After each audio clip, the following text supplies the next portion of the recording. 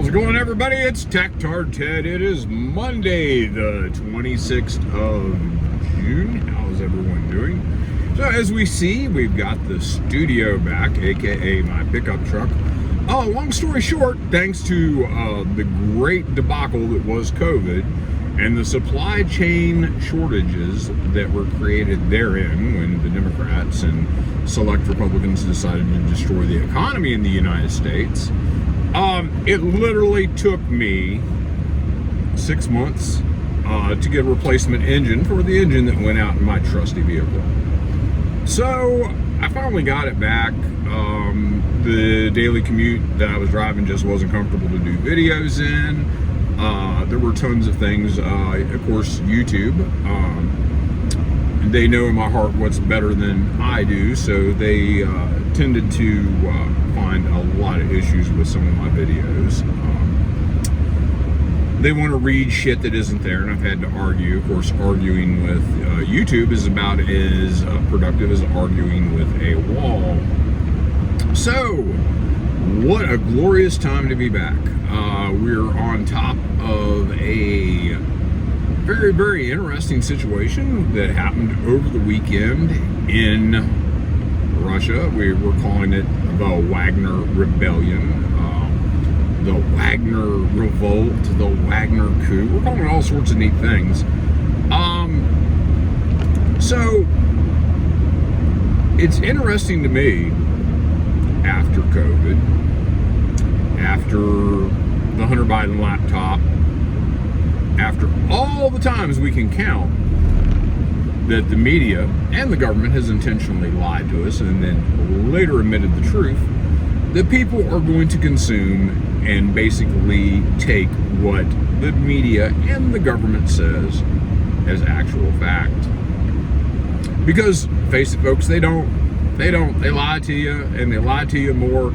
And some of you folks aren't even questioning it. Lord knows the so-called journalists out there aren't going to question it.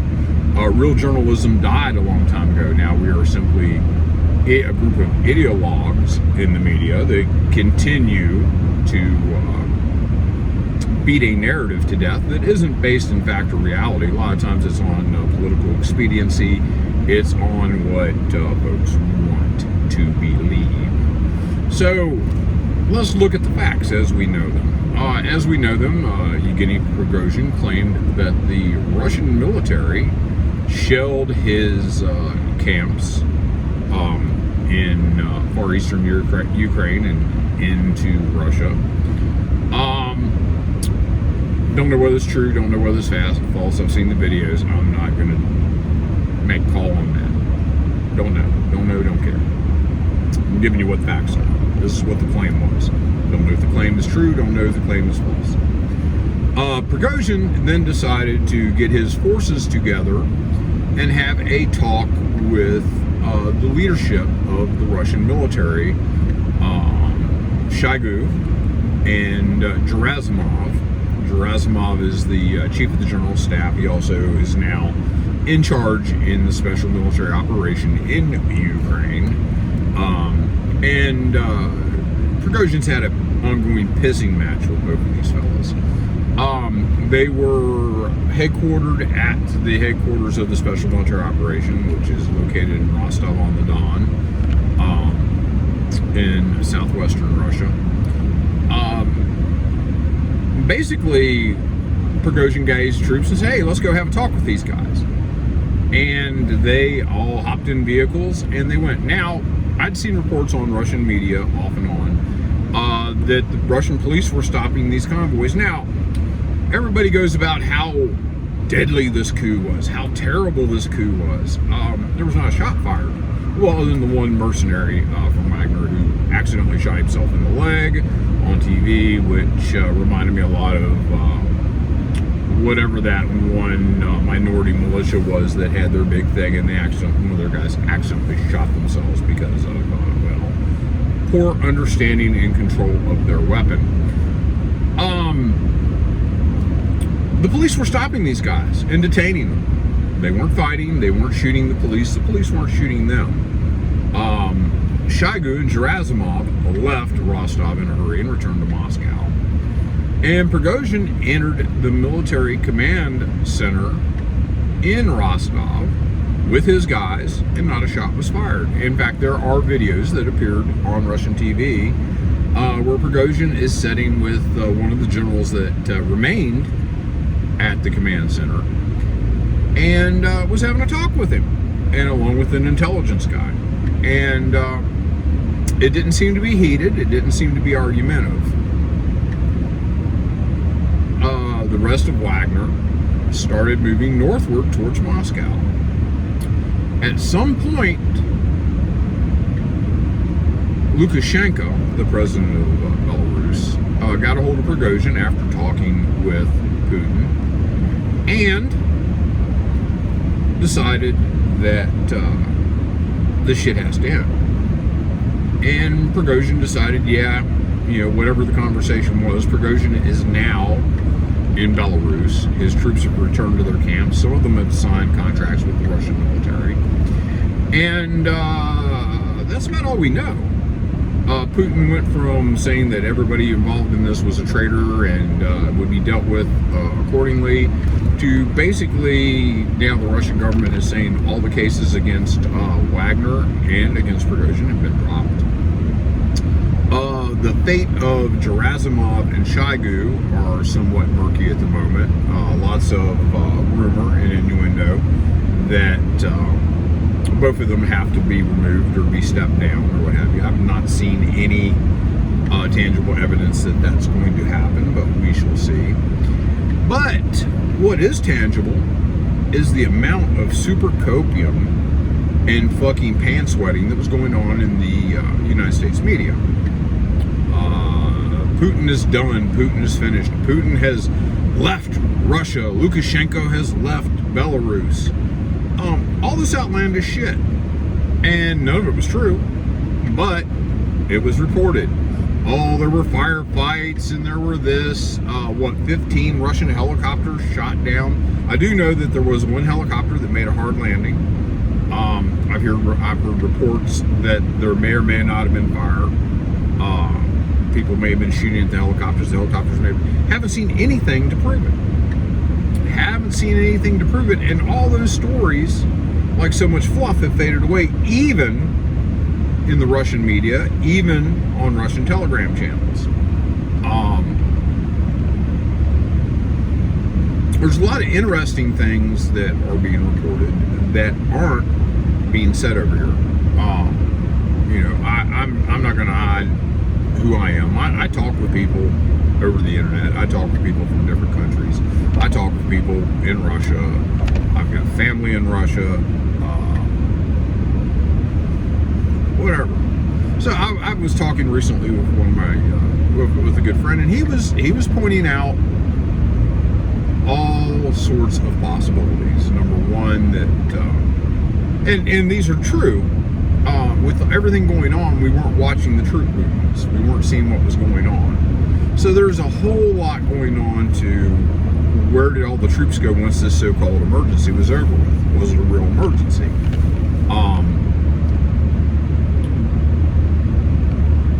The other thing, there was an emergency order that went out in Moscow declaring a special security zone.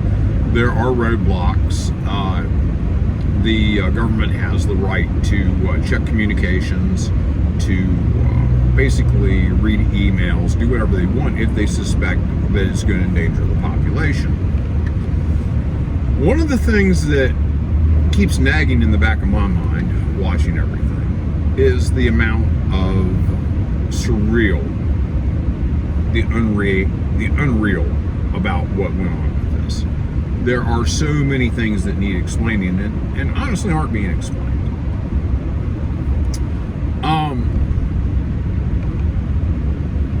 So when somebody gives me a nice and tidy little theory, I won't say conspiracy theory, because if I say conspiracy theory, it's going to be guaranteed to be correct. That possibly one of the main purposes of this theater was to force people who were inside Moscow to show their hand, to get excited, to start showing who they were, what they were, and what they were into. And so they could be identified, so things could be rounded up. I don't know if this is true or not, but it's very plausible, especially coming on the heels that Moscow did not work today. They didn't work today. Prigozhin and his guys turned around Saturday night. There was still a security zone on Sunday, and they declared day a non-working day in Moscow and asked people not to commute. If people were not commuting, they are not out, they're not watching the police move around, they aren't paying attention to what's going on, and what better cover do you need to make raids to go around and pick up Ukrainian provocateurs, Western spies, all that cool shit. You really don't. You don't need any. Now, this is, once again, it's conjecture. There's no proof about it. Is it plausible? Hell yeah, it's plausible. Is it something that a former head of the KGB would be approving of?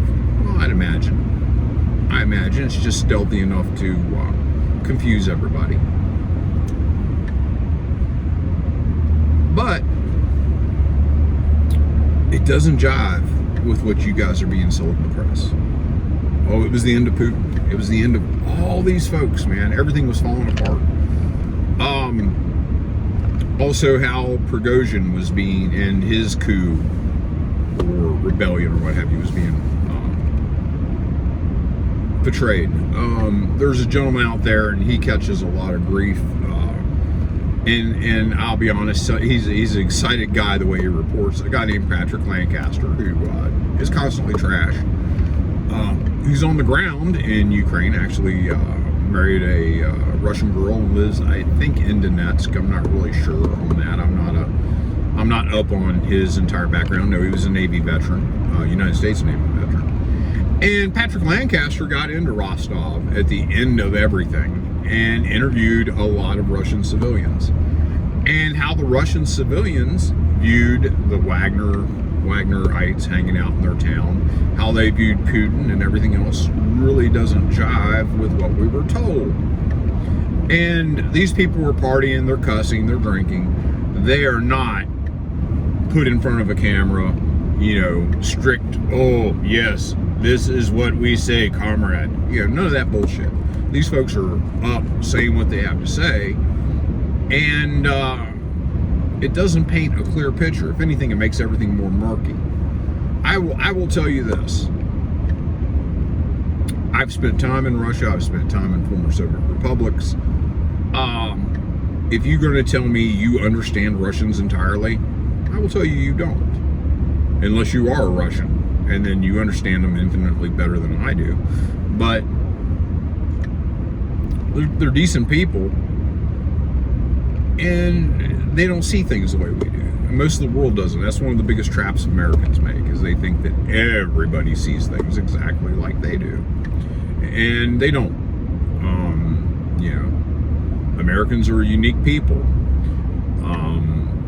That's kind of why it's sad to me that we have this bad tendency to call Putin and all these other leaders dictators, when we have a government that once eBay report when you make $600 a year. They just hired 80,000 new IRS agents. That a member of the president's family has broken a number of laws that would put you or me under the jail and have the ATF come shoot our dog and burn our house down. Yet that individual is going to get away with no time. And we're expected to just believe that that's all natural and that's just the way things go. But yet Putin's a dictator. And we all see and understand that Putin's a dictator. Why do we understand that? Because the same people that told you were going to die without a mask on are telling you that Putin's a dictator. The same people who told you there was nothing, no truth in the Hunter Biden laptop, that it was all Russian disinformation. They're the ones telling you Putin's a dictator. You need to think about that. Anyhow, hopefully, folks, I'll be around to make more videos now that I got the studio back, and we'll see what happens. Maybe YouTube will lighten up on me a little bit. Bye.